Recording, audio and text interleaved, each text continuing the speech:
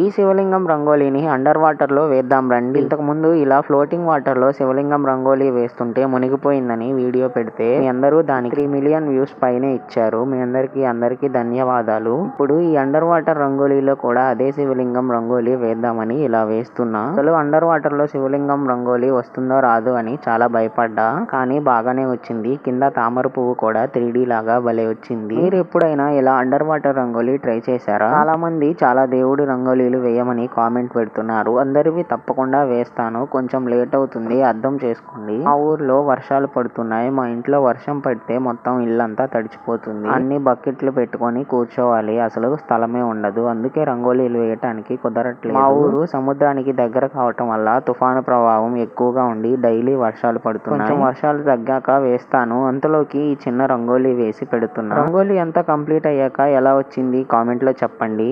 ఓం నమ శివాయ. Black colour వేసేసరికి చెయ్యి అంతా బ్లాక్ గా అయింది. ఈ రంగోలీ నచ్చితే ప్లీజ్ సబ్స్క్రైబ్ చేసుకొని లైక్ చేయండి. Thanks for watching.